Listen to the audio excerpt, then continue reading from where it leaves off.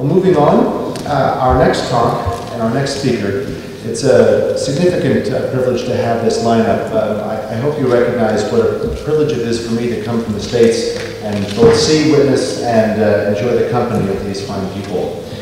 Is from Dr. Tino Balestra, and he's going to be talking about the recent advances of Dan-Europe research on the pathophysiology of red hole diving and scuba diving. For those of you who are not aware, the Divers Alert Network is a collaboration of organizations, all of which are engaged in research, and it's wonderful when all of these resources get put together in some of these collaborative efforts. So Dr. Balestra, I look very much forward to your talk, and thank you so much for the work you do. Thank you.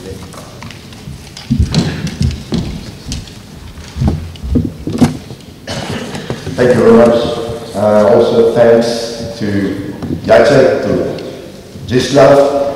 I think this whole week we are staying here, and there is one single word, I think, to characterize this week is dog. And I try to make my dog, I think, now, hopefully. So, let's start with this. When we look at research sites, talking about diving research, actually you just have 3 different diving research. Before, during, and after. It's not that difficult, isn't it? The point is that starting research a few years ago, you had some kind of what we could call digital research. Because, I'm not talking about electronic research, but digital. This was in '76. You know this guy, Jacques Mayoli, and you maybe don't know this guy here, but he was already doing some kind of very basic but interrogating, demanding research for that. And maybe you're gonna recognize it a little better, that hand. And when you shake his hand next time, remember it's Alessandro Marroni, our president of Dan-Europe. He was already doing some very digital research, and he noticed at that time, this is at 80 meters of depth, and at that time he felt a very pulsatile, very hard, powerful pulse, but around 28 beats per minute. That was the first, let's say, measurement, digital measurement, but research started at that time. We have a few years after a little bit more technology, if it works, I don't know. Maybe it will not, yes it will. And this higher technology, for instance, we did that in a swimming pool called Nemo 33, with 34 meters depth, but we were using an underwater echographer. We were trying to measure bubbles, but not only bubbles, we were measuring also pressures in the heart to understand how it was reacting. And we understood that what we meant or what we thought was exactly the reverse thing that we could measure on the water. So that was very interesting for us, but this is because technology now helps us for research, even in water. If we go now talking a bit about nitrogen narcosis, everybody knows something about martinis though. You know, as deep as you go, the deeper you go, the more narcotic effect you get. But it's not always so easy. We know this has been accepted by the whole world. We know that narcotic effect is just increasing. Some weird situation can happen underwater due to that, but it's not easy to measure actually. You can recall things, but not measure so easy. We know that there are 2 different theories explaining narcosis. First one is Mayer-Overton law, which is more related to the weight, let's call it like that, of the gas. The other one is more, let's say, weird. It's a protein interaction, and this is coming more from the anesthesiology field. And actually, we are trying to measure both. How can you do that? When you want to measure narcosis, usually you have the first method, which is most used, it's behavioral. You have to do some kind of memory test and so on and so on. But it's not so objective measurement. It's semi-objective. You have other parameters that you can measure, like EEG, but underwater an EEG is not easy. You can do some of them, but it's not easy. And if you want to do numbers with recreational divers, it's very hard to do a lot of EEGs underwater. So we take another particular measurement, which is called CFFF. Well, it's not easy to say. It's critical flicker fusion frequency. Trying to say that, it's not easy. So, what do you do with that? It's a way to analyze your arousal, analyze your, let's say, fatigue situation, or whatever other reduction of your reactions by, or the reaction by your brain. Actually, look at this movie, and maybe you notice there is something wrong there. You see? The chopper is quite gliding, and no, this is not usual. Why is this possible? Because, you know, the frequency of the rotor is exactly, in this movie, synchronized with the pictures. So you don't see it moving, but it moves, of course. Well, critical flicker frequency, fusion frequency, is almost the same system. You see this light flickering, but if you increase the frequency, you don't see it flickering anymore. And this makes you understand, or let you measure the ability of your brain to distinguish two very narrow signals. So, if your brain is so fast, you can distinguish very narrow signals. If it's just slowing down because of different situations, you just do not see those narrow signals. And of course, a lot has been said about narcosis and alcohol intoxication, and you can measure alcohol intoxication, and as you see, you don't have to measure a lot to know that this guy is really drunk, actually. So, this means that this is behavioral, but we need also to have more objective measurements. Let's do it again.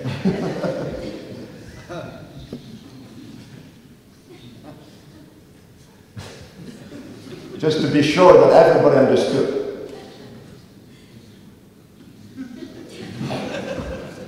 Okay, so we tried to do that because as far as we understood that alcohol intoxication was very close to narcosis, and this is accepted, we asked some students, because, you know, as a professor, I have a lot of students. They always say, yes, we want to participate, because they want to do nice things.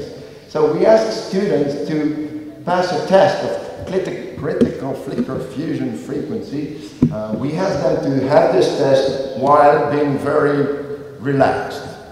So that was the baseline for them. And then we asked them to pass the same test after an exam. They had an exam to give. And as you know, a lot of students, not all of them, of course, but the majority of them, do not sleep that much before an exam, because they have to learn. Because they just recall that they have to learn the day before the exam, you know? So they don't sleep. And we asked them to perform the same test after the exam. And as you see, there is no real difference. So they were feeling tired, but their brain was not so tired, okay? That was, for us, something to be measured. Then, of course, when you pass your exam, you're gonna celebrate this with your friends.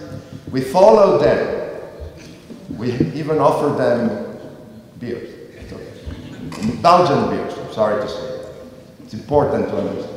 And of course, we remeasured them after a few hours celebrating. And as you see, there is a clear difference in their critical flicker fusion frequency. What we also did with those same students, we asked them to breathe 15 minutes of pure oxygen. And we repassed the test. And as you see, there is a clear increase of their critical flicker fusion frequency. So if you understand me well, with the same device, you can analyze oxygen effects and nitrogen effects. And of course, we tried to do that. We started to do that after the dive considering the usual assessment that divers say to you, when I dive with nitrox, I feel less fatigue after my dive. We need to measure this.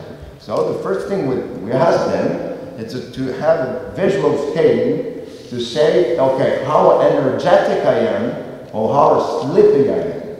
And this is I know there is no blood test for stupidity, but this was a kind of test because as you see, we have two reverse scales. And that was a test for us to see if the diver understood clearly what we were asking him. So we could drop out those who did not understand. And of course, we asked a lot of divers to do this test when they were diving with air and the same place diving with nitrox. We did that in Egypt, and of course, that's what we found. So with semi-objective measurement, people was feeling more fatigue when they were diving with air and less fatigue or with no real difference when they were diving with nitrox. But that was not enough. We needed a more objective measurement. So we asked them to perform a flicker fusion frequency test, and this happened to answer this question. There was a reduction, so more fatigue, diving with air, and an increase, so less fatigue, even less than before when you were breathing nitrox. That was nice. We published this year. You can find it in the internet. It's in Diving Hyperbaric Medicine. It's a very interesting magazine that you can download. And actually, we said, okay, now what we need to do that underwater, of course, because narcosis is much more interesting underwater. And this is just to show you that you can have some intoxication. This is not narcosis, this is oxygen toxicity. Of course, this guy is a volunteer from the army because, as you know, when you use human subjects, you have to make them sign an informed consent. And with military divers, it's easier. You have to inform them to consent, and it's much easier. So that's why we use them a lot. And they're quite closer to human beings also. So this is a nice seizure, as you see. I will ask Dr. Cott, because the next movie has to be digitally activated, but I know he's in love with mice because of this name, you know. So here you're going to see two, yes, that's right. This is to understand individual variability. You have two mice here. Thank you, Dr. Cott. Two mice here, and you're going to see one will be very reactive to oxygen, and the other one not at all. You see? Well, I have to give you one clue. There is one female there and one male. Which one is it? Well, I will tell you, I don't know. The only thing I know is that to react to oxygen, as far as it is cerebral toxicity, you need the brain.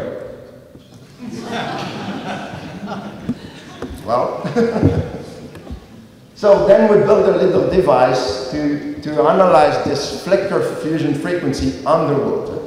The diver was blinded to the result, so maybe afterward Jacek would show you. This device is here, so there are some experiments that are to be conducted here in Poland about this. So you have this little flicker device, you look at it and you just signal to the attendant, say, okay, now I don't see the flickering anymore. And the attendant notes the frequency. So you don't know, you're blinded, okay? And what happened is quite interesting. So still those divers were diving in this pool in Brussels because this is very standardized situation. And we found out that when you arrive at the bottom, you don't have a real difference compared to the surface frequency. So this means that you don't experience narcosis here. This is something we know. When you stay 20 minutes at 34 meters, you have a reduction. But when you get out, you still have a reduction. So this is something that makes you understand that you have several mechanisms working on it. We still did that work, and we asked them also to breathe after surfacing 15 minutes of oxygen, and again, you increase your frequency.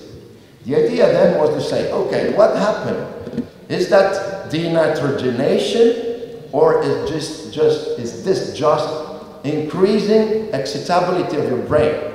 Well, so we asked non-divers that did not dive, okay, to do the same test, and divers that just finished their dives, and we see there is no difference. So it's not due to denitrogenation. And this means that it's more related to brain activity. So what we did, we took the same divers and we put them into a chamber and do the same dive. And what turns out is that this narcotic effect that you can find during a real dive was not found to the same extent in dry dives. This has been claimed and explained, or at least recalled by a lot of divers. But actually, we have a better measurement of it. And as you can see here, this is what we can call oxygen effect. This is nitrogen effect. And when you look at here, you just find an oxygen effect, no nitrogen effect. So this is something we are now about to publish, but we are still trying to fine-tune this. And this is interesting because this is directly related to also other measurements. We are starting now to do at pressure some other measurements like PPVT, and this is a very easy test, speed of reaction test. You have a dot appearing on the screen, and you have to react as fast as you can, and you got your score there, and this is a different lapse of time. And this is something that has been used by NASA also, and it's a for free available test in the internet. The idea is that to do research, you have to replicate a lot of things. So if you just have to measure once, you cannot call that research, but search, of course, and that's not what it is. You see this guy just swallow a fly, and sometimes you don't know how to get out, but you always find a way to understand how to get out. You'll see this fly is not stupid. It finds its way. So that's what we try to do in research, to understand a lot of things. Sometimes we don't know how, but we'll try. And of course, I was pleased to know that David was not going to speak about breath hold, because now I got the chance to speak a bit about it. So this guy is an Italian diver, and he did, as you see, 18 minutes, 3 seconds of breath hold after half an hour of oxygen breathing. But this means that breath holding is kind of extreme situation. And we try now to measure a few things. Why some people stop breath holding? How can you know when you have your extreme limit of breath holding? Actually, a lot has been said about CO2 and so on and so on, but something maybe is a bit different. A few years ago, when I was young, I started to measure fatigue and reactions of central nervous system to fatigue. As you see, when you have a muscular fatigue, you have a reduction of those two different compounds.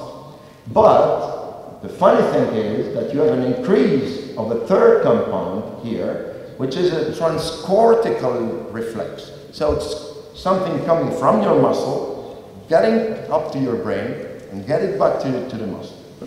Why is this? When your muscles are just decreasing their capacity to be activated, your brain takes over and says, just do a bit more. And that's exactly what happened with this. So we did an experiment, with a little muscle, very little muscle. Abductor pollicis brevis. This is not easy to say. And this, of course, is so little that you cannot imagine that this will interfere with the CO2 content of your body. And so we were measuring this muscle fatigue, and we were measuring respiratory frequency.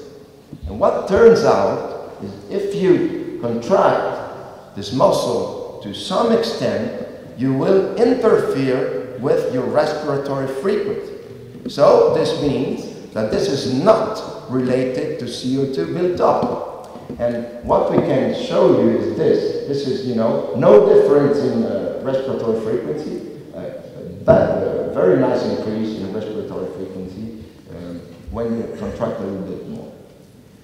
Then we tried also to understand what we call now comets. Those are micropulmonary edema that we can find in divers. And what is understood on that is that you don't need to do very deep for that, but your spasm or diaphragmatic spasm or effort are also one of the leading mechanisms to obtain this micropulmonary edema. When we try to measure extreme apneas, extreme breath hold, this is a desaturation measurement of one diver performing a 5 minute 47 seconds of breath. This guy is Patrick Musimu, and he was the first man to dive deeper than 200 meters breath holding. And that was the first measurement. But what we did with on top of that is functional MRI of a 6 minute breath hold time. And what we found was quite amazing. We did not expect this. First thing you need to know, this guy is left-handed. And that's why you see that the right part of the brain is more active than the other one. So he's breath holding. And what you find here, a big action of frontal lobe. So this is more related to things you want to do.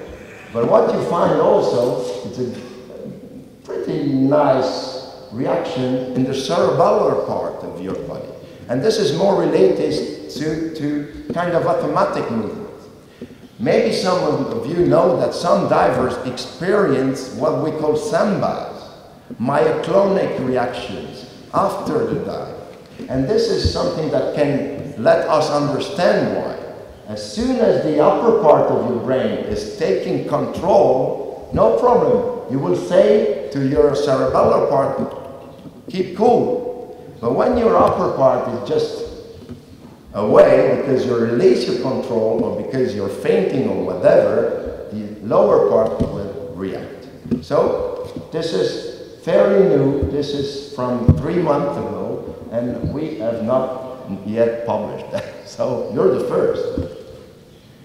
While doing this, we'll also measure the spectroscopy, near-infrared spectroscopy of the brain, and this shows you how much oxygen in the brain blood was. And as you see here, there was no real difference in saturated hemoglobin in the brain. This is called autoregulation of brain circulation. It is known since a long time. But this means also that this guy was not experiences cerebral hypoxia. What he was experiencing, it was an increase in the saturated hemoglobin. This can be more related to a reduction in pH, so an increase in acidity, but not hypoxia.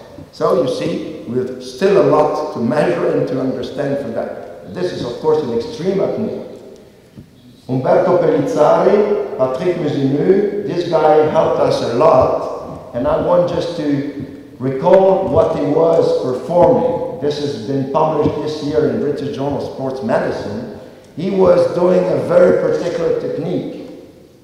When you see his famous dive at 209 meters, 0.6, you see the speed of descent, it's almost identical to the speed of ascent. And this is quite unusual. You need to equalize your ears when you go down. and going down so fast. This is a more or less 3-minute dive. So this means he has to go very fast down there. And how can he do that? He did a very particular system. He was flooding his sinuses and maybe something else. So we wanted to measure this. And we asked him to enter an MRI tube. And of course, we provide him some water because he wanted to flood his sinuses. As you see, there is no water there actually. But when water will be in, you see, he had to push water in because, of course, when you're underwater, what he does, he waits until 20 meters or something and just let the water get in because there is a suction effect because of pressure. The air has been compressed in the sinuses and water can get in easy. So he had to work a lot just to put it in because no pressure was there. But you're going to see.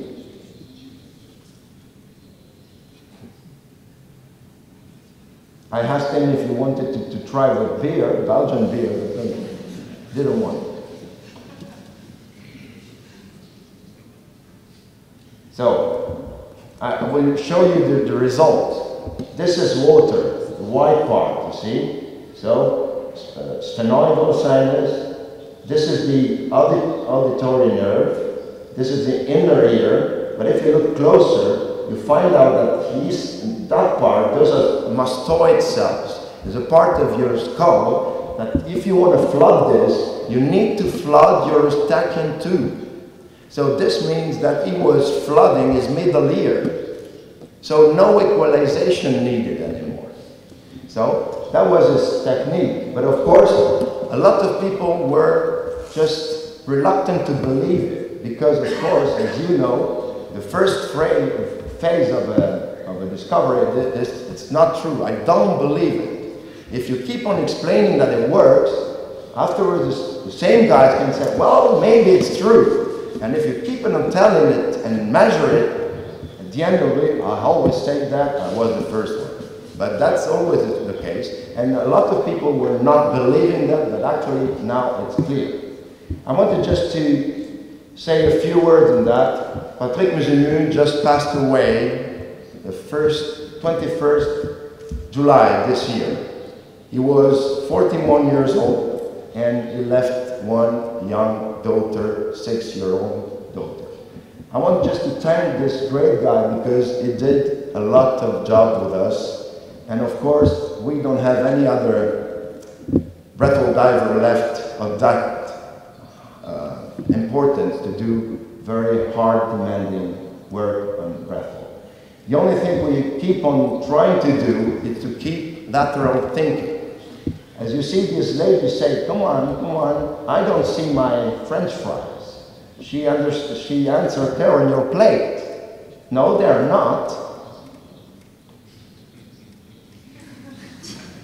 So we need to expand our vision to understand what really happened to divers now. And that's what we try to do with, of course, Dan. And the next step will be gender differences. Because, as you see, there are a lot of differences.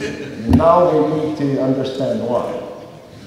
The last thing to take a message is to say, you need to do the right things. A computer or a diving computer is very nice. It's a very good device, but you need to use it the right way. See? In this case, water and computer don't mix so well. Thank you very much.